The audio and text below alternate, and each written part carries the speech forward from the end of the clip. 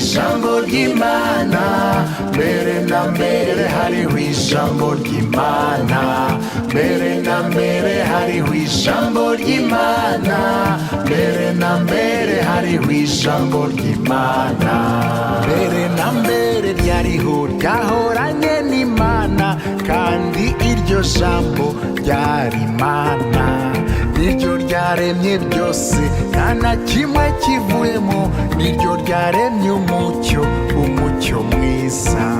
Ijambo ry'Imana niryo Mana ikomeye, ijambo ry'Imana niryo Mana ikomeye, ijambo ry'Imana niryo Mana ikomeye, ijambo ry'Imana niryo Mana ikomeye. Nta muntu wabonye Imana, nta muntu wumvise Imana, nta n'uwayikozeho atari muri ryo. Nta handi Imana ituye, nta handi Imana ikorera, nta handi Imana ibonerwa atari muri ryo.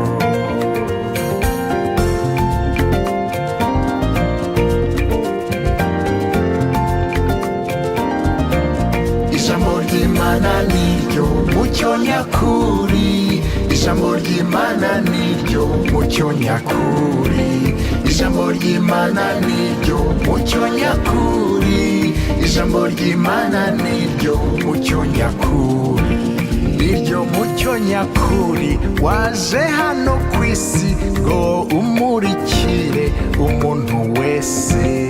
Jambo yabaye umuntu maze abana natwe, yuzuye ubuntu bwinshi n'ukuri kose. Ijambo ry'Imana niryo Yesu Kristo, ijambo ry'Imana niryo Yesu Kristo, ijambo ry'Imana niryo Yesu Kristo, ijambo ry'Imana niryo Yesu Kristo.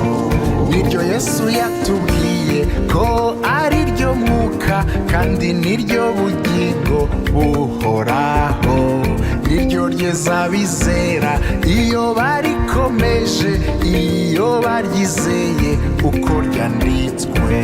Ijambo ry'Imana riraryoshye cyane, ijambo ry'Imana riraryoshye cyane, ijambo ry'Imana riraryoshye cyane, ijambo ry'Imana riraryoshye cyane. Kuryumva ni byiza, kuryizera ni byiza, kurikorera ni byiza, byiza cyane. Kuribwiriza ni byiza, kuriririmba ni byiza, kurisingiza ni byiza, byiza cyane.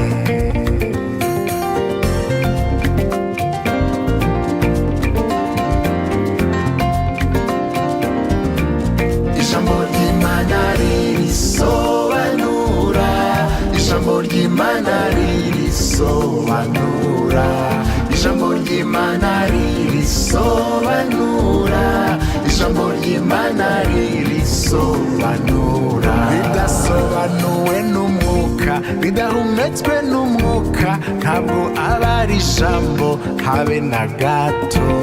Rihinduka inyuguti mu kanwa ka Satani, rihinduka urupfu iyo aribwirije. Ijambo ry'Imana rizahora witeka, ijambo ry'Imana rizahora witeka, ijambo ry'Imana rizahora witeka, ijambo ry'Imana rizahora witeka. Ijambo ry'Uwiteka ryo rihoraho iteka, kandi niryo butumwa bwiza twabwirijwe. Petero na Pawulo, Yohani na Yakobo, abo bahamya b'ukuri niryo babwirije. Mbere na mbere hariho ijambo ry'Imana, ijambo ry'Imana niryo Mana ikomeye, ijambo ry'Imana niryo Mana ikomeye, ijambo ry'Imana ni Yesu Kristo. Ijambo ry'Imana riraryoshye cyane, ijambo ry'Imana ririsobanura, ijambo ry'Imana rizahoraho iteka, ijambo ry'Imana ni Yesu Kristo.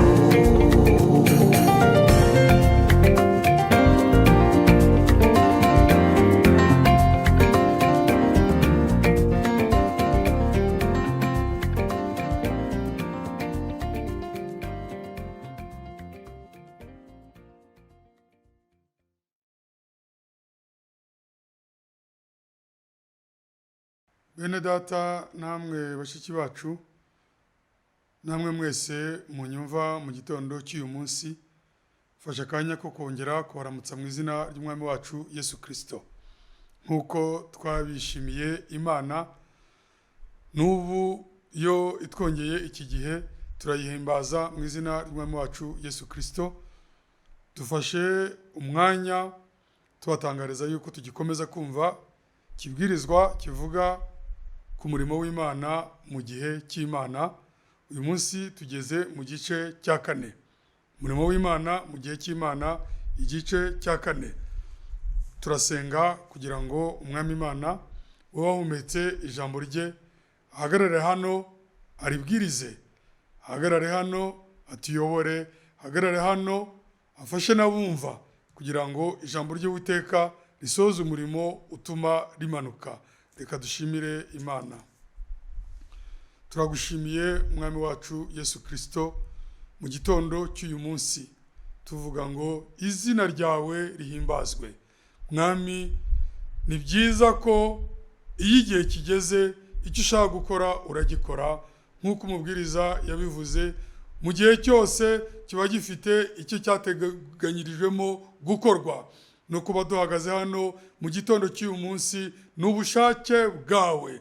Nkaba ngusaba mwami ku ijambo ari ryawe, kugira ngo ubwawe tugifungura ibyanditswe, tugisoma ibyanditswe, wahagarare hano, imbaraga zawe mwami aba arizo zikora umurimo wawe. Amatwi yumva, imitima yizera, byose mwami ni wowe nyir'umurimo. Tangirane natwe mwami, ushyure ijambo ryawe, vugane n'abumva. Mwami wacu Yesu Kristo, ndagusaba kugira ngo uherekeze ijambo ryawe risoze ubushake bwawe. Utangirane nanjye muri aka kanya, sozanye nanjye, dumugisha mu izina ry'umwami wacu Yesu Kristo, amen. Turasoma ibyanditswe tugaruka muri Luka igice cya 4, murongo wa 14 kugeza kwa 21. Yesu asubira i Galilaya afite imbaraga z'umwuka. Inkuru ye yamamara mu bihugu byose biherereye naho. 15 yigishiriza mu masinagogi yabo, bose baramuhimbaza. 16 ajya i Nazareti aho yarerewe. Ku munsi w'isabato yinjira mu isinagogi nk'uko yamenyereye, arahagarara ngo asome. Bamuha igitabo cy'umuhanuzi Yesaya, arakibumbura, abona igice cyanditswemo ngo umwuka w'Uwiteka ari muri jye, nicyo cyatumye ansigira kugira ngo mbwire abakene ubutumwa bwiza. Yantumye kumenyesha imbohe ko zibohoye, n'impumyi ko zihumuka, no kubohora ibisensegeri. 19 no kumenyesha abantu iby'umwaka w'umwami agiriyemo imbabazi. Amaze kubumbura igitabo, agisubiza umurinzi w'inzu, aricara. Abantu bose bari mu isinagogi baramutumbira. Nuko atangira kubabwira ati, uyu munsi ibyo byanditswe bisohoye mu matwi yanyu. Uyu munsi ibyo byanditswe bisohoye mu matwi yanyu. Nk'uko twabibonye ubushize, iri ni ijambo umwami Imana yari yavugiye mu kanwa k'umuhanuzi Yesaya mu gice cya 61 umurongo wa 1 n'uwa 2. Ariko ho uwa 2 ntabwo tuwusoza, kuko mu mvugo y'ubuhanuzi ni ibihe by'Imana bitandukanye. Yesaya 61 umurongo wa 1 uravuga ngo umwuka w'umwami Imana ari kuri jye. Ibi birahura n'ibiri hano muri Luka 14, nako Luka 4 umurongo wa 18. Umwuka w'Uwiteka uri muri jye, umwuka w'Uwiteka uri muri jye. Igihe cya Yesaya hanura ngo umwuka w'umwami Imana uri kuri jye, tuzi neza ko Uwiteka niwe mwami Imana. Ntabwo aya majambo avuguruzanya, ahubwo Yesaya siwe wavugaga. Yesaya yaravugishwaga anura ibihe by'ubutumwa bwiza buzaza atakiriho. Abahanuzi baravugishwa, ariko ijambo ry'Imana rihoraho iteka ryose. Umwuka w'umwami Imana ari kuri jye. Umwami wacu Yesu Kristo ahagaze mu isinagogi, ahagaze imbere y'abafarisayo, ahagaze imbere y'Abisirayeli bari mu rusengero, igihe cyo gusohora kw'ijambo ryavugiwe mu kanwa k'umuhanuzi Yesaya kigeze, aravuga ngo umwuka w'Uwiteka ari kuri jye. Bivuze ko si Yesaya wivugaga aha, ahubwo yahanuraga ibizaba mu gihe cya Yesu Kristo. 18 ngo umwuka w'Uwiteka ari muri jye, nicyo cyatumye nsigira kugira ngo mbwirize abakene ubutumwa bwiza. Hano Yesaya 61:1 ngo umwuka w'Umwami Imana ari kuri jye, kuko Uwiteka yansize amavuta ngo mbwirize abagwaneza ubutumwa bwiza. Yantumye kuvura abafite imvune mu mitima, no kumenyesha imbohe ko zibohowe, no gukingurira abari mu nzu y'imbohe. Kandi yantumye no kumenyesha abantu umwaka w'imbabazi z'Uwiteka. Haleluya! Uwo mwaka nk'uko twabyumvise ntabwo ari umwaka usanzwe, ni ibihe turimo. N'uyu mwaka turacyawurimo nk'uko twabibonye mu Bakorinto ba 2:6 ngo ni igihe cyo gukirizwamo, ni igihe cyo kwemererwamo, ni igihe cyo kubabarirwamo. Ngo iki ni cyo gihe Pawulo yaravugishijwe abwira Abakorinto ngo ntimuherwe ubuntu bw'Imana gupfa ubusa, kuko turi mu gihe cy'imbabazi, turi mu gihe cy'agakiza, turi mu gihe cyo kubabarirwa. Ngo umwuka w'Umwami Imana ari kuri jye.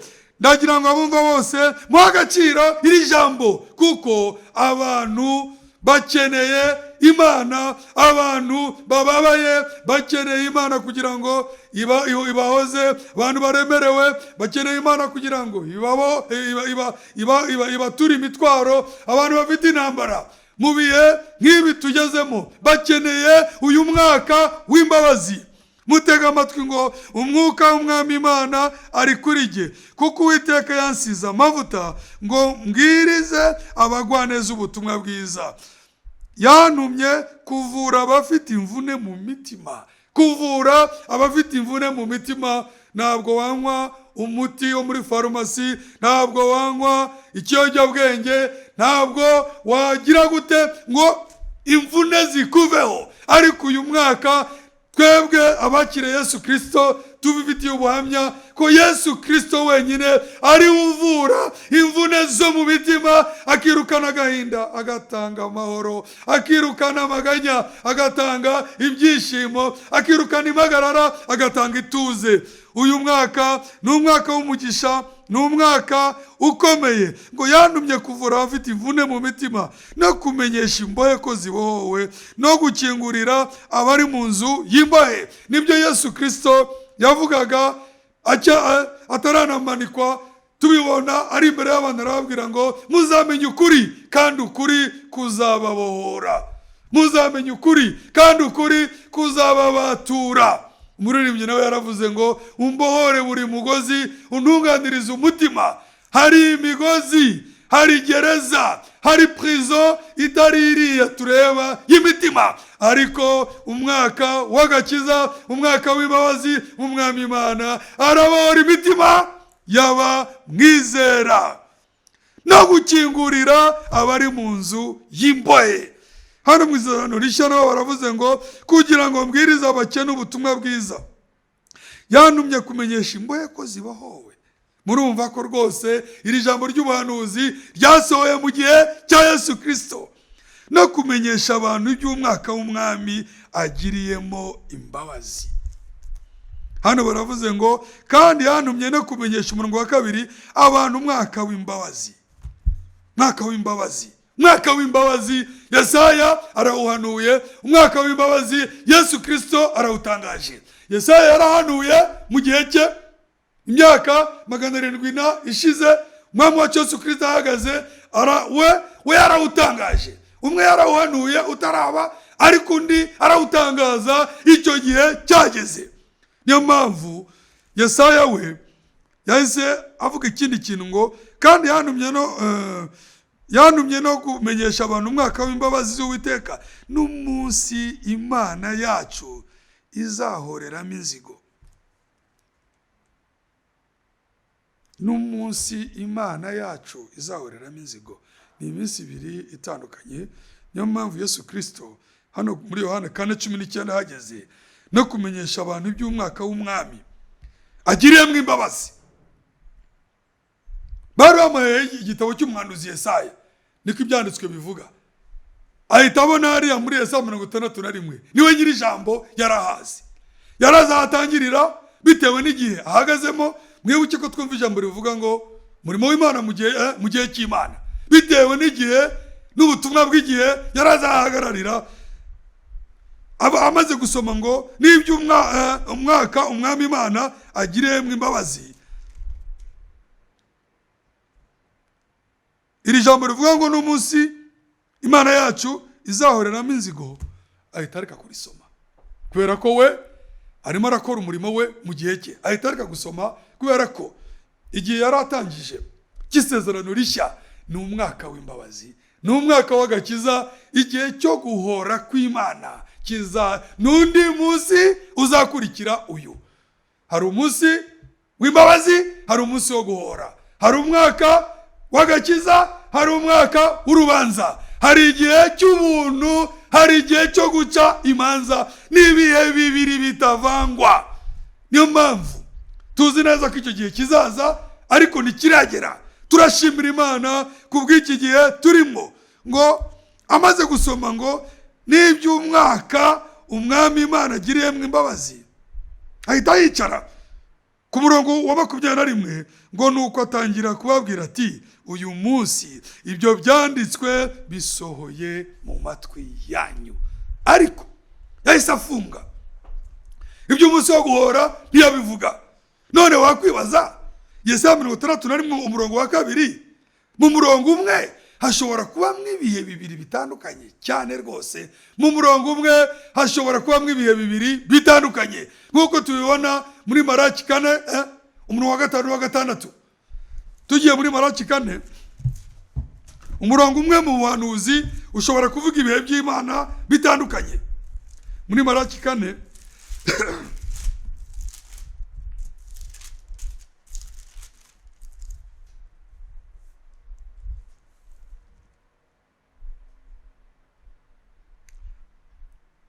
umurongo wa 24 haravuga ngo il ramenera le cœur des pères à leurs fils et le cœur des fils à leurs pères, de peur que je ne vienne frapper le pays d'interdit. Mu Kinyarwanda Malaki 4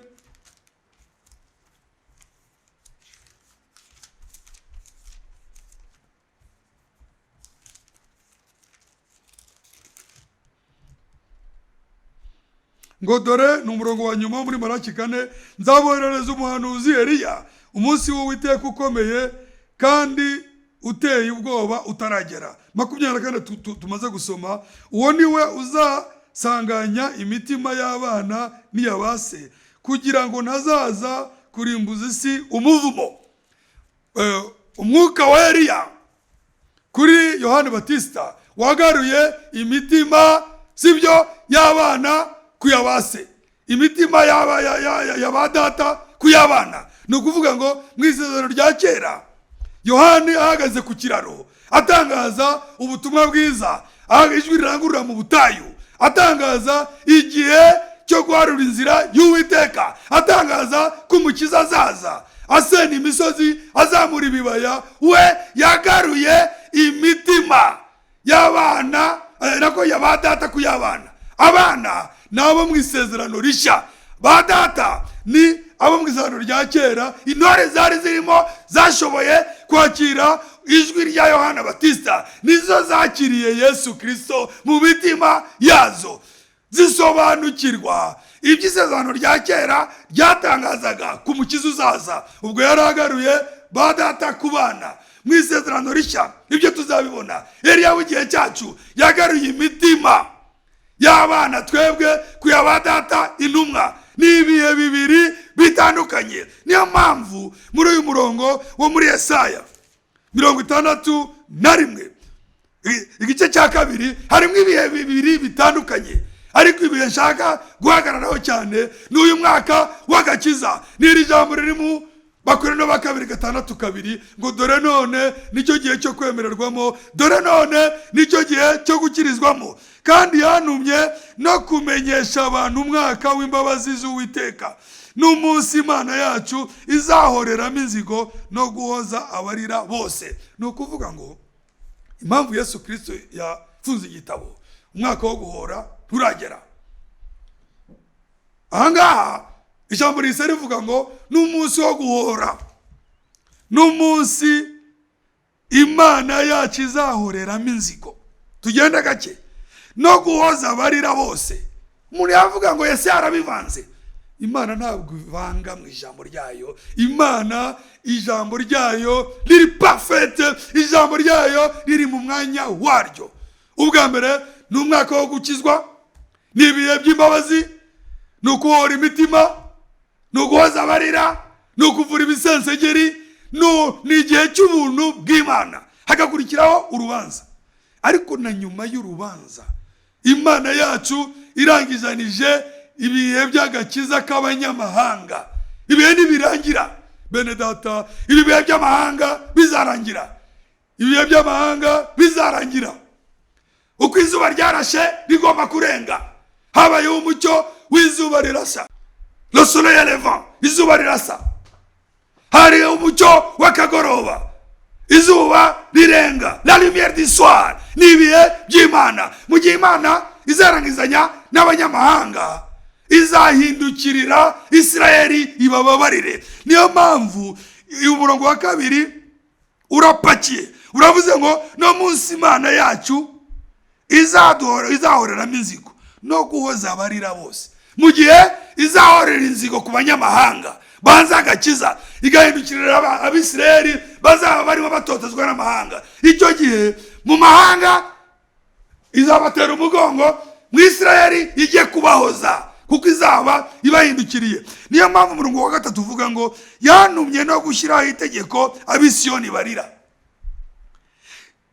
ryo kubaha ikamba mu cyimbo cy'ivu n'amavuta yo kunezerwa mu cyimbo cy'ubwirabure n'umwambaro w'ibyishimo mu cyimbo cy'umutima wihebye, kugira ngo bahere ko bitwe ibiti byo gukiranuka byatewe n'Uwiteka ngo bimuheshe icyubahiro. Bene data, uko ubuntu bw'Imana bwadusabyeho bukatugeraho mu gihe cy'Imana, ni nako umugeni namara kuzamurwa ari byo bihe tugezemo, Uwiteka Imana agahindukirira Abisirayeli akabahobera, nabo ubwo buntu bazabugirirwa, aya mahoro bazayahabwa, uyu munezero bazawuhabwa. Bene data, Imana yacu ni urukundo, Imana yacu ni inyembabazi, iyo itangiye umurimo irawusohoza. Hari isaha y'Imana ku banyamahanga, isaha y'Imana ku Isirayeli, ibihe by'Imana ku banyamahanga, ibihe by'Imana ku Isirayeli. Twebwe abanyamahanga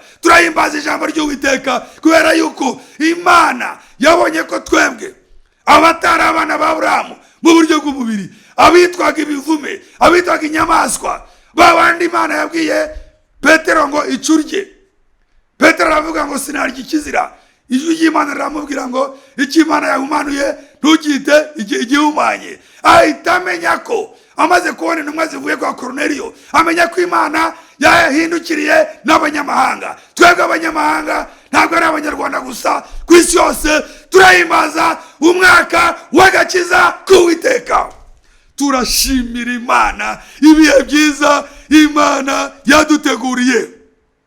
Imana nimara gusozanya n'abanyamahanga, Imana nimara gusozanya natwe abanyamahanga, igomba guhindukirira Isirayeli. Nibyo biri hano mu Baroma, mu Baroma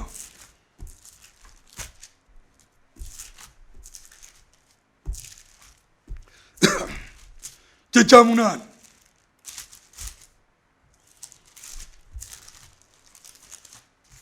Abaroma cya 8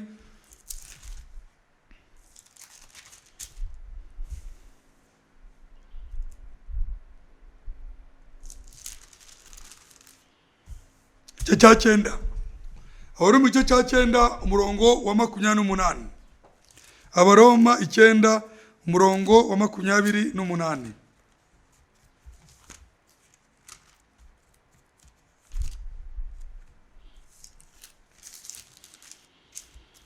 kuko umwami azasohoza ijambo rye mu isi akarirangiza bidatinze.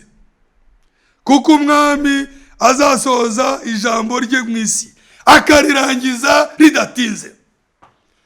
Bene data, uwatangiye umurimo azawusoza. Nibyo mu gihe cy'intumwa Imana yatangiye umurimo wayo.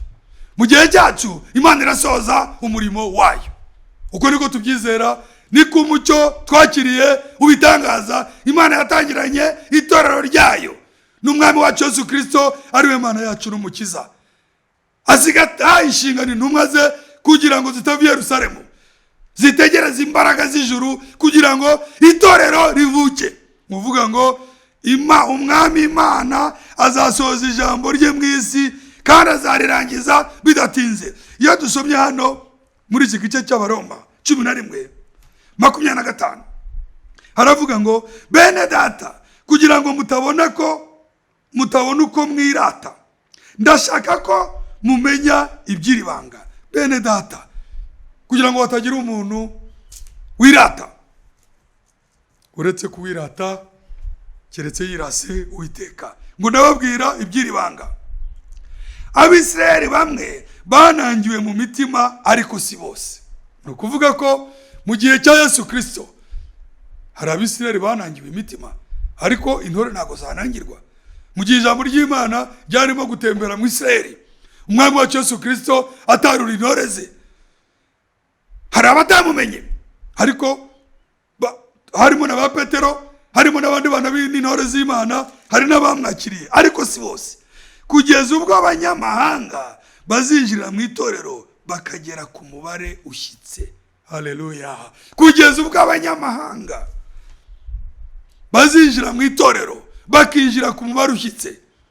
Nta muvugabutumwa n'umwe mu byiciro byabo byose n'amazina wenda bitwa n'imirimo bavuga ko bakora, nta n'umwe uzi umubare w'abana b'Imana, ariko umwungeri mwiza azi intama ze.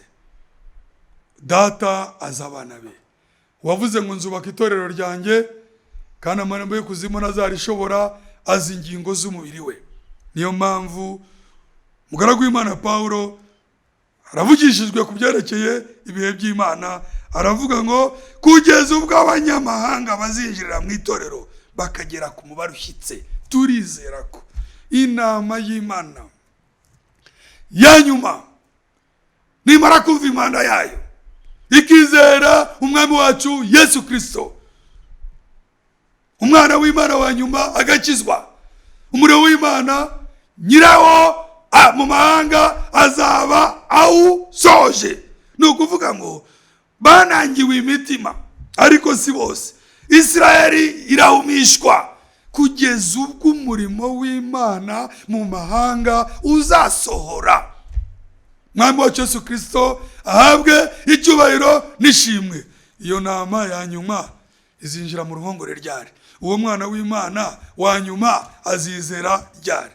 Njye ntabwo nabimenya, nawe ntabwo wabimenya urimo kumva iri jambo, ariko nyiri ibihe arabizi, nyiri itorero arabizi. Niwe Alfa na Omega, niwe tangiriro n'iherezo, niwe watangiye umurimo, niwe uzawusohoza, niwe wari uzi igihe cyo gutangira, niwe uzi igihe cyo gusohoza. Icyo tumusaba nuko twebwe tutamera nka babandi barijije umwami wacu Yesu Kristo, akabareba akababara kubera ko batamenye igihe bagenderewemo.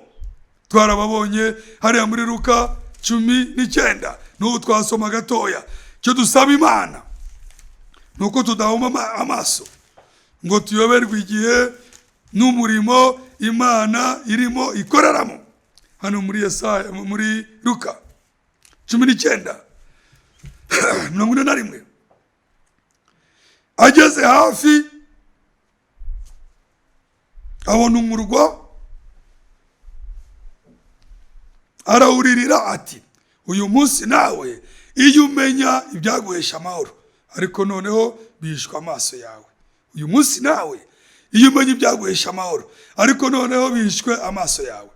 Kuko iminsi izaza ubwo abanzi bawe bazakubakaho uruzitiro, bazakugota, bazakurinda cyane impande zose. 44. Kandi bazagutsembana n'abana bawe batuye muri wowe, ntibazagusigira ibuye rigeretse ku rindi, kuko utamenye igihe wagenderewemo. Kuko utamenye igihe wagenderewemo. Tu n'as pas connu le temps de ta visitation. Hariho igihe Imana iba yagennye kugira ngo igenderere abana bayo. Umwihariko w'intore z'Imana nuko zimenya igihe. Niyo mpamvu Danieli yamenye igihe Isirayeli igomba kuva mu bunyage, ahindukirira Imana, kubera ko igihe cy'Imana kigeze. Inzogera y'Imana mu buryo bw'umwuka iravuga mu ntore zayo, kugira ngo ijambo ry'Imana yavugiye muri Amosi, umuhanuzi Amosi, mu gice cya 3:7 rihabwa agaciro. Yaravugijwe ngo ntacyo Uwiteka Imana yakora atibiye ibanga abahanuzi bayo. Kandi umuhanuzi ntabwo ahanura mu kirere. Umuhanuzi aratumwa kugira ngo intore z'Imana zo mu gihe cye zakire ubutumwa Imana yamunyujijeho. Ntacyo Imana yahisha abahanuzi bayo, kandi abahanuzi bayo iyo baje barahanura kugira ngo b'icyo gihe bari mu ntore z'Imana bakira imigambi y'Imana. Umwami wacu Yesu Kristo ahimbazwe. Barahanura kugira ngo imigambi y'Imana isohore mu gihe cyayo. Hano muri Yesaya 45 Uwiteka aravuga ngo umurongo wa 6 ngo kugira ngo uhereye iburasirazuba ukageza iburengerazuba bamenye ko ari nta yindi iriho itarige. Ni ukuvuga Imana. Uhereye iburasirazuba ukageza iburengerazuba bamenye. Umwami wa Yesu Kristo ahimbazwe. Umuhanuzi yarahanuye ngo kuva izuba rirashe kugeza rirenga bamenye ko ari wowe Mana. Bene data, umucyo w'igihe cyacu ni umucyo w'akagoroba, ni umucyo w'izuba rirenga, ariko izuba ntago ryarenga ritarashe. Niyo mpamvu iyo ijambo ry'umuhanuzi rivuye ku Mana rivuze ngo depuis le soleil levant jusqu'au coucher du soleil, izuba rirasira iburasirazuba rikarengera iburengera bwaryo, bivuze ngo ubutumwa bwiza buzatraversa, buzambuka, buzahinguranya isi yose. Ubutumwa bwiza imirasire yabwo izagera ku mahanga yose. Turashimira Imana kubera ko izuba ryararashe. Izuba ryararashe, ngize gutya, izuba ryararashe. Kandi mu gihe ryarasaga ryatangiranye imbaraga. Ntabwo byari ibintu bya gatigisimu, ntabwo byari ibintu bya religion. Mu gihe izuba ryarasaga, mu gihe cy'umwami wa Yesu Kristo, mu misozi y'i Nazareti i Galilaya, mu gihe yahamirizaga ijambo ry'igihe cye, Uwiteka yari ku murimo. Ntabwo byari amagambo. No mu gihe cyacu, mu gihe Imana yamanutse guhamiriza ijambo ryayo, ntabwo byari religion y'amagambo. Uwiteka yahamirije ijambo rye. N'ubu turabahamya uwatangiye umurimo ni nawe ugomba kuwusohoza. Ngo nk'uko tubisomye Yesaya 45:6, Yesaya 45:6, uko tubisomye niko bigomba kumera. Ngo kugira ngo uhereye iburasirazuba ukageza iburengerazuba bamenye ko ari nta yindi Mana iriho. Iri zuba ryararashe. Iyo dusomye muri Luka igice cya mbere murongo wa 76, Luka igice cya mbere 76, kandi nawe mwana, ni ubuhanuzi bwari hejuru ya Yohani Batista, kandi nawe mwana uzitwa umuhanuzi wisumba byose, utunganye inzira ze. 77, no kumenyesha abantu be iby'agakiza, ko ari ukubabarirwa ibyaha byabo. Kubera ko Yohani Batista yari intumwa itegura ibi bihe by'uyu munsi w'agakiza. Kubw'umutima w'imbabazi w'Imana yacu niwo uzatuma umuseke udutambikira uvuye mu ijuru. 79 ukamurikira bicaye mu mwijima no mu gicucu cy'urupfu, no kuyobora ibirenge byacu mu nzira y'amahoro. Mwami wacu Yesu Kristo ahimbazwe. Ni wowe uzatuma utangaza ku museke uzatambika. Le soleil levant, bene data, izuba ryararashe. Uyu Yohani umubatiza mu gihe cye yakoze icyo agomba gukora. Iyo dusomye muri Yesaya 40 umurongo wa 3 kugeza ku wa 5, baravuga igihe cy'Imana cyabajirije ko umwaka w'agakiza utugeraho. Yesaya 40:3, nimwumve ijwi ry'urangurura ngo nimutunganyirize Uwiteka inzira mu butayu, nimugororere Imana yacu inzira nyabagendwa mu kidaturwa. Iri jambo riransaba kwifashisha ururimi rw'Igifaransa kubera ko ahangaha ntabwo bisobanutse. Ngo nimwumve ijwi ry'urangurura ngo nimutunganyirize Uwiteka inzira mu butayu. Nimutunganyirize Uwiteka inzira mu butayu. Ntabwo ari gutunganyiriza Uwiteka inzira mu butayu. Ntabwo Imana yaje guca mu butayu. Inzira igomba guharurwa iri mu mitima y'abizera. Ahubwo iri jwi ryarangururaga mu butayu. Iyo dusomye mu Gifaransa Yesaya 40 umurongo wa 3, reka turebe twitonze. Yesaya 40 umurongo wa 3. Yesaya 40:3. Une voix crie dans le désert, ouvrez le chemin de l'Éternel. Une voix crie dans le désert, ouvrez le chemin de l'Éternel. Ijwi rirarangurura mu butayu ngo nimuharurire inzira Uwiteka. Une voix crie dans le désert, ouvrez le chemin de l'Éternel. Nivelez dans les steppes une route pour notre Dieu. Que toute vallée soit élevée, que toute montagne et toute colline soit abaissée, que le relief change en terrain plat et les escarpements en vallons. Alors, la gloire de l'Éternel sera révélée et toute chair à la fois la verra. Mwami wacu Yesu Kristo ahimbazwe. Ngo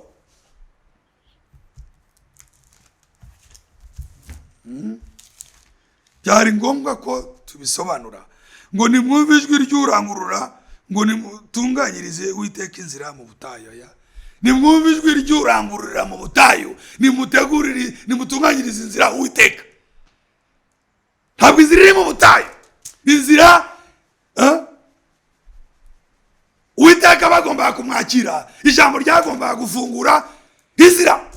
Niyo mpamvu umuhanuzi ahise avuga ngo igikombe cyose kizuzuzwa, kandi umusozi wose n'agasozi kose bizaringanizwa, n'ahagoramye hazagororwa, n'inzira zidaharuye zizaharurwa.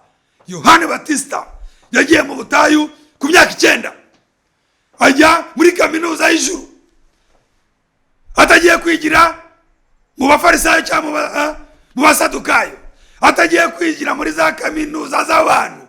Uwiteka Imana yacu imujyana mu butayu, iramutyaza, aza afite inkota ku rurimi rwe, asena imisozi, azamura ibibaya. Imisozi yacishaga bugufi ni bariya abafarisayo b'amajosi y'ibyuma, ni bariya yabatizaga ababwira ngo mwabana b'imirimwe, ninde wabigishije guhunga umujinya ugiye kuza? Byari bikenewe message sekwa, ubutumwa bunyeganyeza, kugira ngo Umwami Imana yinjire, kugira ngo Uwiteka agaragare, kugira ngo itorero rivuke, kugira ngo umwaka w'agakiza utangazwe, kugira ngo ibihe by'ubuntu bitangazwe. Byari bikeneye ubutumwa bw'ijuru, un message divin, un homme envoyé de Dieu, umuntu watumwe n'Imana, umuntu uvuye mu kabati k'Imana, umuntu uvuye mu migambi y'Imana, umuntu uturutse mu bubiko bw'Imana, umuntu ushobora kunyeganyeza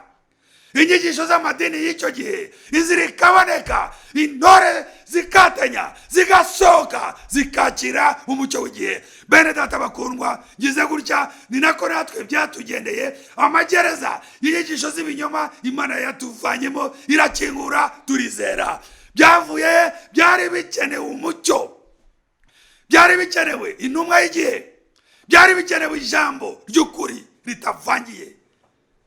Nk'uko umuhanuzi w'igihe cyacu yaje atunga urutoki avuga ngo ndarega iki gisekuruza kubamba Yesu Kristo bwa kabiri. Bene data, iyo hataboneka inkota ityaye, ntitwari kuva mu migozi y'inyigisho z'ubwenge bw'abantu. Ngize gutya ndashimira Imana, Uwiteka yaratumurikiye, uko anadushoboje tuzahamiriza ijambo ritavangiye, kugira ngo ahari intore y'Imana hose iyi mpanda iyigereho, kugira ngo itorero rigere ku mubare ushyitse, uko twabibonye mu Baroma 17:25, ngo Imana ntiyibagiwe Isirayeli, izayihindukirira ngo itegereje ko itorero rigera ku mubare ushyitse, kugeza igihe intore ya nyuma izazira.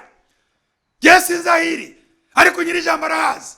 Itorero rikagera ku mubare ushyitse, ubutumwa bwiza bw'ukuri buzavugwa, kugira ngo ijambo riri muri Matayo 24:14 risohore ngo ubutumwa bwiza bw'ubwami buzavugwa mu mahanga yose, kugira ngo bibe gihamya, noneho imperuka ibone kugaruka. Ubutumwa bwiza bw'ubwami ntabwo ari umubare w'amadini arenga ibihumbi, ni ijambo uko intumwa zarivuze.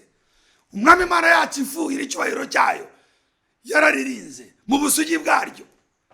Amadini ni menshi, inyigisho ni nyinshi z'abantu, ariko ndavuze ngo kugira ngo Imana itegure itorero ryayo, kugira ngo Imana itegure umugeni wayo, Uwiteka Imana nyiri ijambo yarinze ijambo mu busugi bwaryo, iraririnda mu mbaraga zaryo.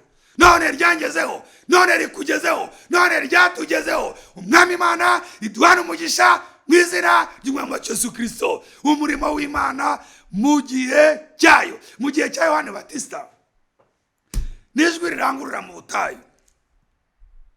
Ariko ibi ngibi byo kuvuga ngo nimwumve ijwi ry'urangurura, ngo nimutunganyirize Uwiteka inzira mu butayu, oya. Une voix crie dans le désert, ouvrez le chemin de l'éternel. Ijwi rirarangurura mu butayu. Ibi turabisanga muri Matayo 3. Muri Matayo 3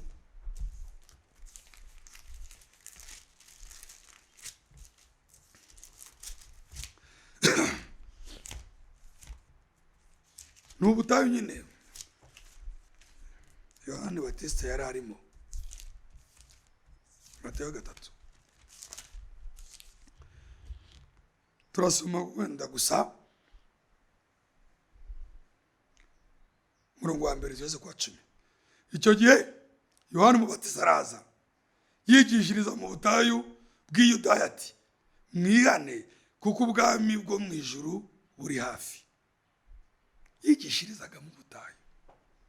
Nibyo Yesaya yavuze ngo une voix crie dans le désert.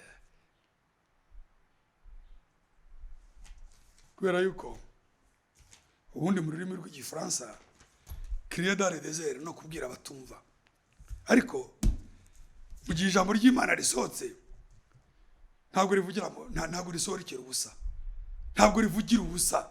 Mu gihe ijambo ry'Imana risohotse haba hari ubutaka Imana yateguye bwiza, haba hari imitima Imana idisposa, yegura, itegura.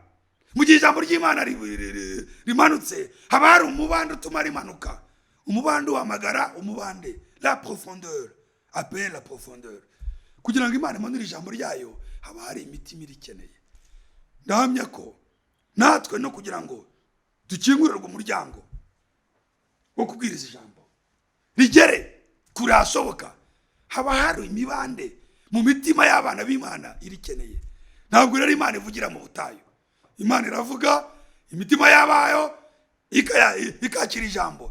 Ariko mu gihe cya Yohana Umubatiza yagiye mu butayu afite imyaka 9. Imana iramwerwanya, imwigizayo.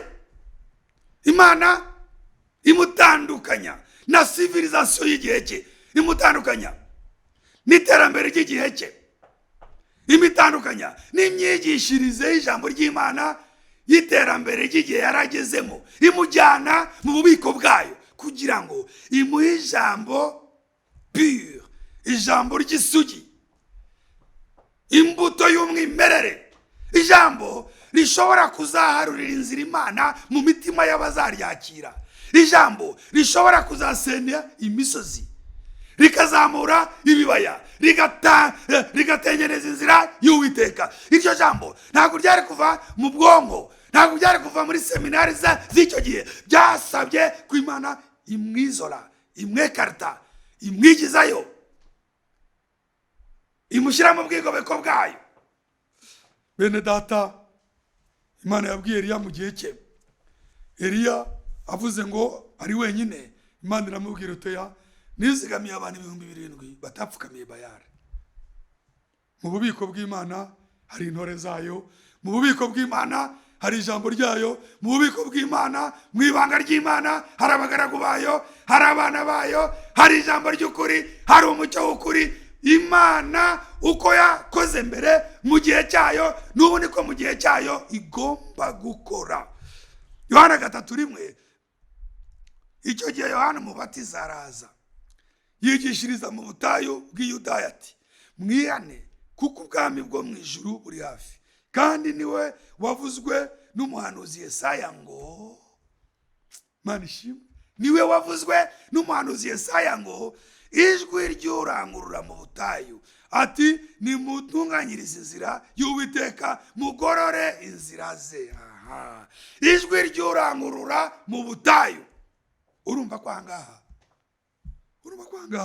bivututse, ijwi ry'urangurura mu butayu. Ariko hano mu Kinyarwanda muri Yesaya 40, uyu mwanditsi yari yabivanze ngo nimwumve ijwi ry'urangurura, ngo nimutunganyirize inzira y'Uwiteka mu butayu. Oya, ararangurura ari mu butayu. Ntabwo ari inzira ntibazitunganya mu butayu. Oya, inzira ziraharurwa mu bugingo bw'abizera. Niyo mpamvu hano rwose Yohana Batista abivuze neza, n'uyu mwanditsi abivuze neza. Umurongo wa 4, Yohana uwo yari yambaye umwambaro w'ubwoya bw'ingamiya, abukenyeje umushumi. Ibyo kurya bye byari inzige n'ubuki by'ubuhura. Murumva aya majyambere y'uyu mugaragu w'Imana, yari yambaye umwambaro w'ubwoya bw'ingamiya, abukenyeje umushumi. Ariko abandi ntabwo ariko bari bambaye. Abatambyi b'icyo gihe n'abafarisayo b'icyo gihe bari bafite amakanzu maremare, bishoboka yuko yari imyeru cyangwa ifite n'amabara. Ariko ibyo Uwiteka ntabwo yabirebye, kubera yuko yagiye afite imyaka 9, nta maduka yari ahari. Ubwoya bw'ingamiya numbaza aho yabuvanye. Ingamiya zarapfuye arambara. Bishoboka yuko yiyuhagiraga amazi yo mu mugezi, nta sabune yari afite, nta mavuta yari afite, nta firiti yari afite, nta diplome yari afite. Yengize gutya, iyi ntabwo ari imigani y'ibinyoma, c'est la vérité. Ni bene ubwo bwoko, ni bene iyo style. Nubwo wenda twakwambara ibingibi by'amakaravati mu gihe tugezemo, ariko icyo gihe niyo style Imana yashatse, nibwo buryo Imana yabonye. Imana ntiyavuga ngo abantu nibabona umuntu ufite urusatsi rwashokongoye, bakabona umuntu wambaye uruhu rw'inyamaswa, bakabona umuntu urya ubuhura n'ubuki, bakabona umuntu ukenyeje uruhu. Ntabwo yaravuye muri salon de coiffure. Imana ntabwo yavuze ngo ibyo bintu ngo nabivuga ngo ntabwo bazabyemera. Imana ifite abana bayo, ifite intore zayo, ifite umwimerere wayo. Bene data, inama y'Imana izumva ijwi ryayo. Ntabwo byoroshye. ntabwo byoroshye. Ubutumwa bw'ukuri buzizerwa n'abo Imana yabugeneye, kubera yuko mu gihe turebye uko Imana yahisemo gukoresha abana Batista, byatuma twibaza tuti noneho mu gihe cyacu Imana ikora ite? Ni ibanga rikomeye. N'ubu Imana ikora mu buryo abantu batayibona, ikora mu buryo abantu bayihusha, ikora mu buryo bunyuranije n'ibyo abantu bibwira. Mesiya yaje, Abisirayeli bazi ko ijuru rizakinguka, ingazi ikava mu ijuru, ya yindi yamanutseho Yakobo yari aryamye, Mesiya akamanuka, abamarayika bamushagaye, inzumbeti zivuga, iminsi mikuru, ijuru n'abamarayika. Ariko nubwo n'abamarayika baririmbye, ababumvise igihe umukiza wacu Yesu Kristo yavukaga mu kirugu cy'inka, yabonywe n'abande?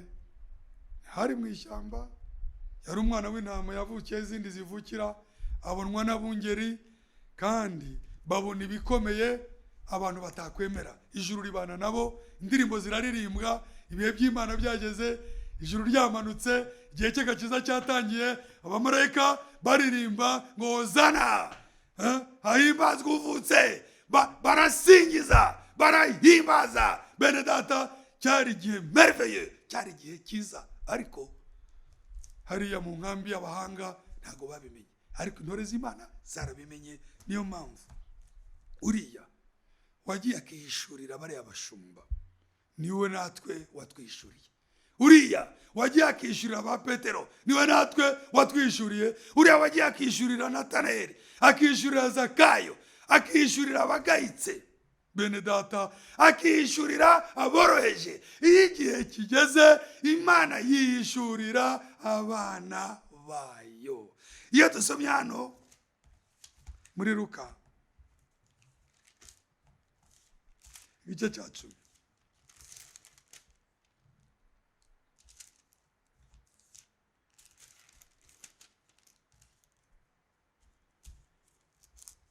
Luka igice cya 10,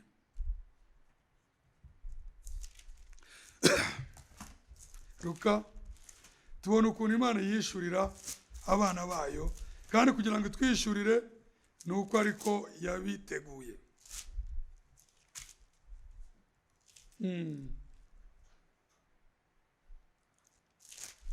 Luka igice cya 10,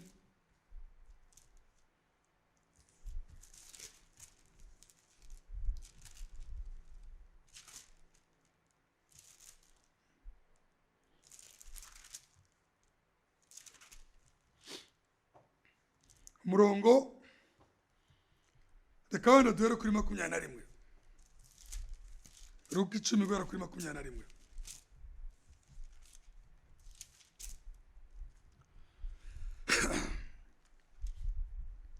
Muri uwo mwanya yishimira cyane mu mwuka wera, aravuga ati, ndagushima Data, mwami w'ijuru n'isi, kuko ibyo wabishe abanyabwenge n'abahanga, ukabimenyesha abana bato. Niko Data, kuko ariko wabishatse. Byose nabihawe na Data, kandi ntawe uzi umwana uwo ari we keretse se, nta n'uzi se uwo ari we keretse umwana, n'uwo umwana ashatse kumumenyesha. Umwami wacu Yesu Kristo aduhane umugisha. Umwami wacu Yesu Kristo ahimbazwe. Yabishe abahanga, yabishe abakomeye, yabishe abanyabwenge n'abahanga, abishurira abana bato. Ariko ibyo ikintu cya mbere gikomeye yabahishe ni iki? Ngo byose nabihawe na Data, 22, kandi ntawe uzi umwana uwo ari we keretse se, nta n'uzi se uwo ari we keretse umwana, n'uwo umwana ashatse kumumenyesha. Abizera bose aho bava bakagera, ubwira bukomeye batamenya ni ukumenya Imana ubwayo. Ntacyo byakumarira gusenga utazi Imana ubwayo. Ariko umwami wacu Yesu Kristo aravuze muri Luka 10:22 ngo ntawe uzi umwana uwo ari we keretse se, nta n'uzi se uwo ari we keretse umwana, n'uwo umwana ashatse kumumenyesha.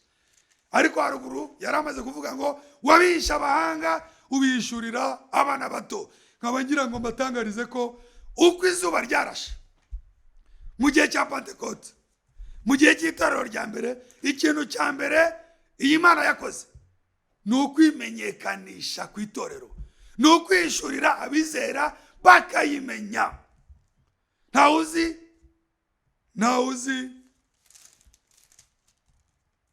Luka 10:22 byose nabihawe na Data, kandi ntawe uzi umwana uwo ari we keretse se. Nta n'uzi se uwo ari we keretse umwana n'uwo umwana ashatse kumumenyesha. Niyo mpamvu ubu ngubu hari ubutatu, ariko twebwe iby'ubutatu Imana yarabituvanguriye. Tumenya yuko Imana Data yambaye umubiri, iza mu izina rya Yesu Kristo, iratwishurira kugira ngo idukize. Ntabwo ari Imana ebyiri cyangwa eshatu, ni Imana imwe mu bihe bitandukanye. Imana yaremye nka Data, yambaye umubiri, iza mu izina rya Yesu Kristo ngo idukize, ariyo twita umwana. Igaruka mu itorero ku munsi wa Pentecote ngo ituyobore, ariyo twita umwuka. Ntabwo ari Imana eshatu, ni ya Mana iri mu bikorwa bitatu binyuranye, ariko izina ryayo ni umwami wacu Yesu Kristo. Hano muri Yesaya 52:6 hari ubuhanuzi bwiza cyane. Yesaya 52:6, noneho abantu banjye bazamenya izina ryanjye, ni ukuri kuri wa munsi bazamenya ko ari jye uvuga, dore ni jye.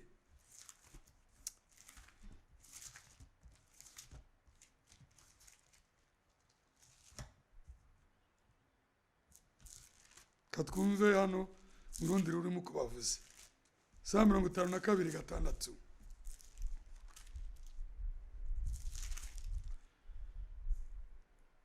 C'est pourquoi, niyo mpamvu, mon peuple connaîtra mon nom, ihanga ryanjye, ubwoko bwanjye, abana banjye, connaîtra mon nom, bazamenya izina ryanjye. C'est pourquoi il saura ce jour-là que c'est moi qui parle, me voici. Bazamenya ko ari jye uvuga, dore ni jye. Ikintu cya mbere Imana imenyesha itorero ryayo, ikintu cya mbere Imana imenyesha abana bayo, ibamenyesha iyiriyo, ibamenyesha izina ryayo. Ikintu cya mbere umukwe amenyesha umugeni, aramwiyereka, sibyo? Aramwimenyesha. Abanyumva mwese mubyumve, ntabwo umugeni yategereza ubukwe ngo ategereze ashidikanya ku mukwe no ku izina rye, ntibikabeho. Natwe turashimira Imana, iri jambo ryahanuwe mu kanwa ka Yesaya ryatugezeho. Twamenye izina ry'Uwiteka, twamenye izina ry'Imana, twizera twihuse kugira ngo dukoreshe igihe neza. Ese ibyo byarabaye? Iri sezerano ryarasohoye? Nibyo ryarasohoye. Imana ivugiye mu kanwa ka Yesaya ngo niyo mpamvu ubwoko bwanjye buzamenya izina ryanjye, buzamenya ko ari jye uvuga, dore ni jye. Yohana 17.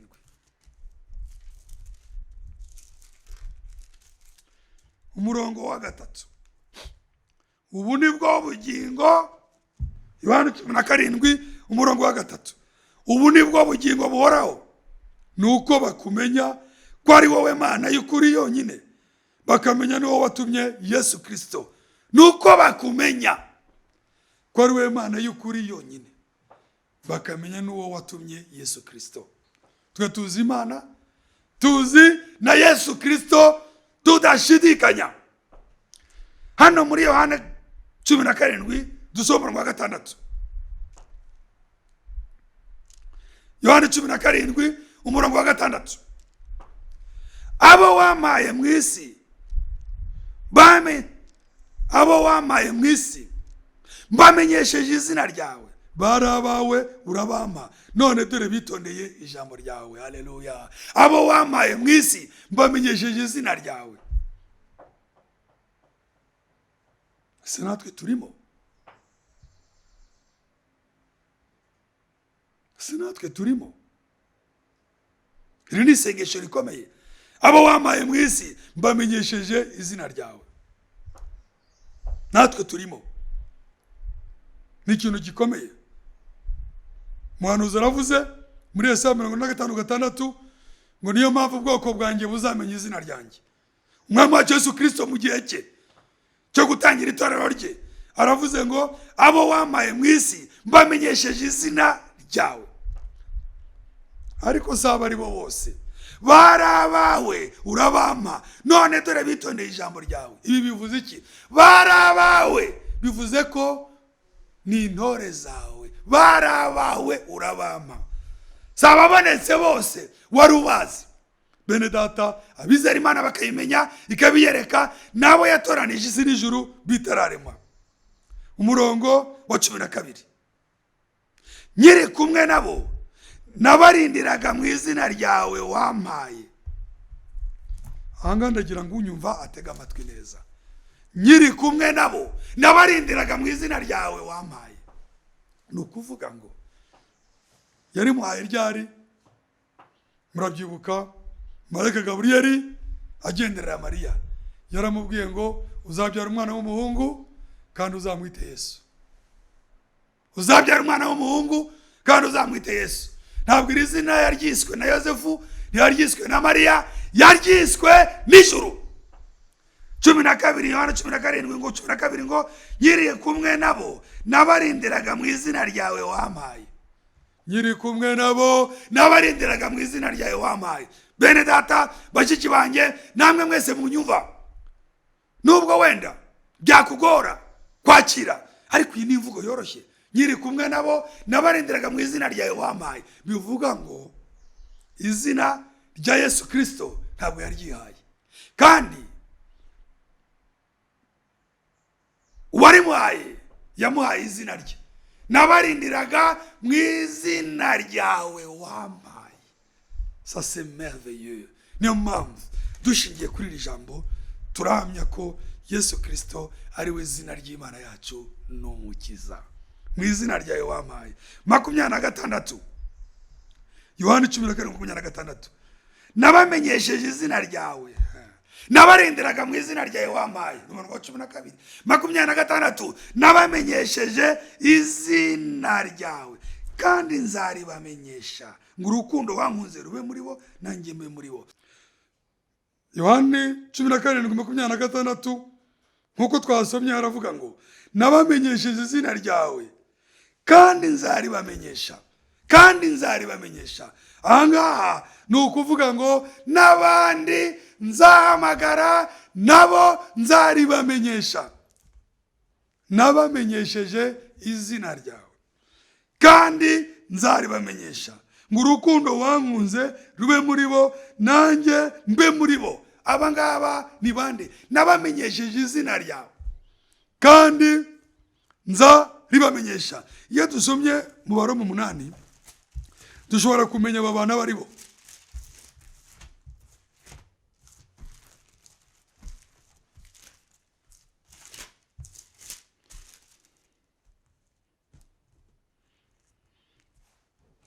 Abaroma 8:29 nabamenyesheje izina ryawe kandi nzaribamenyesha. Aho ngaho ni Yohana 17:26. Mu Baroma 8:28 dushobora kubona aba bantu abari bo. Kandi tuzi yuko kubakunda Imana byose bifataniriza hamwe kubazanira ibyiza, ari bo bahamagawe nk'uko yabigambiriye. Ijambo ry'Imana ryatubwiye muri Yohana 17:12 ngo barabawe urabampa. Nyiri kumwe nabo nabarindiye mu izina ryawe wampaye. Barabawe urabampa bivuze ngo bari muri gahunda y'Imana, bari mu migambi y'Imana. Ntabwo ari ababonetse bose Imana igenda itoragura, bari mu mutima wayo. Ni intore, abijambo ry'Imana ryita intore zayo. Barabawe urabampa, mbarindira mu izina ryawe wampaye. Nabamenyesheje izina ryawe kandi nzaribamenyesha.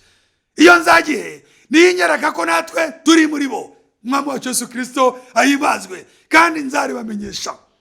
Hano rero Yohana Abaroma 8:28 kandi tuzi yuko kubakunda Imana byose bifataniriza hamwe kubazanira ibyiza, ari bo bahamagawe nk'uko yabigambiriye. Si bo babigambiriye, abahamagarwa si bo babigambirira, Imana niyo yabigambiriye. 29 kuko abo wamenye kera, kuko abo yamenye kera yabatoranije kera gushushanywa n'ishusho y'umwana wayo, kugira ngo bifura muri bene se benshi. 30 abo yatoranije kera yarabahamagaye. Murumva ko no guhamagara yamagara mu ntore zayo, kandi abo yahamagaye yarabatsindishirije, nabo yatsindishirije yabahaye ubwiza. Nibanga ni ijambo ry'ibanga, baravuga mu mitagiye muri kahise, ariko Imana ikora ibyo yateganije. Niyo mpamvu soza hano muri Yohana 17 haratwemeza ko turi muri aba bagomba kumenya Imana. Ese ibi bihuje n'iri jambo turimo? Murimo w'Imana mu gihe cyayo ni igihe cyo kumenya Imana n'izina ryayo, tukamenya ko izina ryayo uko umwami wacu yabivuze n'ubu mu byumve muri Yohana 17:12 ngo nabarindiye mu izina ryayo wampaye. Ni imvugo yoroshye, bivuze ngo izina rya Yesu Kristo ni ryo zina ry'Imana yacu. Niyo mpamvu iyo dusomye Yohana 17:20 haravuga ngo sinsabira aba bonyine, ahubwo ndasabira n'abazanyizezwa n'ijambo ryabo. Sinsabira aba bonyine, ndasabira n'abazanyizezwa n'ijambo ryabo. Ni ukuvuga ngo abizeye mu gihe cy'intumwa babwirije ubutumwa, abandi barizera babwiriza ubutumwa, n'abandi barizera babwiriza ubutumwa, n'abandi barizera babwiriza iryo zina. None ubwo butumwa bwatugezeho, turashimira Imana mu izina ry'umwami wacu Yesu Kristo. Iri zina Imana yahaye Yesu Kristo niryo dukirizwamo, niryo tubwiriza, niryo tubatizwamo. Nta rindi zina twahawe. Byakozwe n'Intumwa 4 umurongo wa 11 n'uwa 12. Yesu niwe buye ryahinyuwe namwe abubatsi, kandi ryahindutse irikomeza imfuruka, kandi nta wundi agakiza kabonerwamo, kuko ari nta rindi zina munsi y'ijuru ry'aba bantu dukwiriye gukirizwamo. Imana yacu ihimbazwe. Turashimira Imana ko twamenye izina ryayo. Turashimira Imana kubw'izina rya Yesu Kristo umukiza wacu, izina twizereramo, izina tubatirizwamo, izina dusengeramo. Ngicyo muzasaba cyose Data mu izina ryanjye azakibaha. Umwami Imana ihumugisha ijambo ryayo, umurimo w'Imana mu gihe cyayo. Turi mu gihe cyo kumenya Imana, turi mu gihe twamenye izina ryayo, turi mu gihe twamenye umubatizo w'ukuri. Ni muri iri zina Imana yahaye Yesu Kristo tukamenya ijambo ry'ukuri, tukamenya igihe tugezemo, ni igihe Imana isozanya n'abanyamahanga. Ndashimira Imana kubwo ijambo ryayo rimaze gutambuka. Vuga ngo Imana yongera umugisha hejuru y'iri jambo, ribera umutsima w'ubugingo abaryakiranye guca bugufi bose, kandi buri wese rimuye umugabane mwiza Imana yamugeneye, mu izina ry'umwami wacu Yesu Kristo. Amina. Reka dusenge. Turagushimira mwami wacu Yesu Kristo, cyubahiro ni cyawe. Mwami, ikuzo ni ryawe, imbaraga ni zawe, ubushobozi ni ubwawe, ubwenge ni ubwawe, gukiza ni ukwawe. Mwami, igihe turimo ni igihe cy'urujijo kuri benshi, ariko ni igihe cy'umucyo utamanzuye ku ntore zawe. Mu rugo rwawe hari umucyo, mu ihanga ryawe hari umucyo, i Gosheni hari umucyo, ku musozi w'Uwiteka hari umucyo, mu nzu y'Imana hari umucyo, mu ntore z'Imana hari umucyo. Nta mayobera haba. Niyo mpamvu tuzi Imana tukamenya izina ryayo, kubera ko nk'uko abibwiye abana bawe ba mbere, Mwami, ngo nabamenyesheje izina ryawe, nk'uko bivugiye mu kanwa ka Yesaya, ngo niyo mpamvu nzamenyesha ubwoko bwanjye izina ryanjye. Ubwoko bwanjye buzamenya izina ryanjye. Mon peuple connaîtra mon nom. Igihe cyarageze, igihu kireyuka, igihe cyarageze Mwami, igitambaro kiva ku maso y'intore, bamenye izina ry'Imana yabo. Nawe uravuga ngo nabarindiye mu izina ryawe wampaye. Mwami, ushimwe. natwe abo ku mpera z'ibihe ko twakumenye, tukamenya izina ryawe, tukamenya uri we, tukakwizera. Mwami wa Yesu Kristo, ubihimbarizwe. Duhe umugisha abumvise iri jambo, Mwami ubahe umugisha, ukomeze urivomerere, rikomeze Mwami kubera imbaraga zituma twiyuburura mu rugendo no mu kindi gihe. Niwongera kutwemerera, ukadukingurira, uzahagarare wiyerekane mu ijambo ryawe, uzahagarare wimenyesha itorero, kubera yuko waravuze ngo ihanga ryanjye rizamenya izina ryanjye, ngo bazamenya ko ari ryo uvuga. Ngo dore n'igihe uzamenyesha abana bawe ko ari wowe uvuga, bajye bakubona mu ijambo ryawe. Urakoze Mukiza, nkaba ngushimiye mu izina ry'Umwami wacu Yesu Kristo, amen.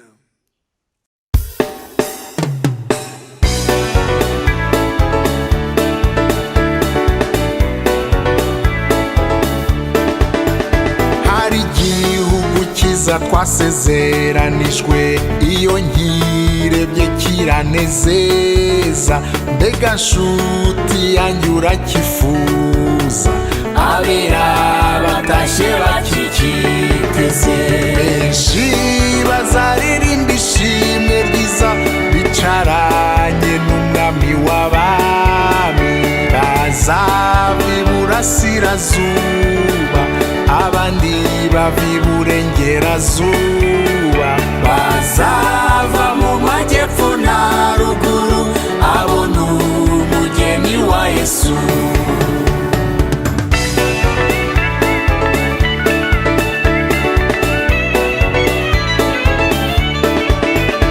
Ndatangajwe n'ubuntu nagiriwe bwo kuba mu mugeni wa Yesu, abera tuzambikwa imyenda y'ubukwe, udatoranijwe naza twicaramo, tuzagendagenda ibibaya byiza, dushagawe n'abamarayika, tuzumva inkuru nziza z'intwari, zimwe zaduciriye inzira nziza.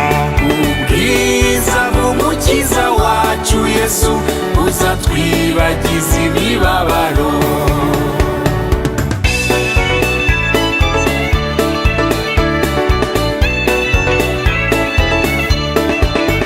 Tuzumve inkuru nziza za Dawidi, Eliya, Yoshuwa na Kalebu, ukuntu babaye intwari cyane, mbega mwene data uzaba uhari, mbega umunezero mwinshi cyane wo kubana ibihe bidashira, tuzumva ubuhamya bw'abera, ukuntu barwaniye ukwizera kwabo, hazaba hari impundu n'amahoro, iyo tuzaba iminsi yose.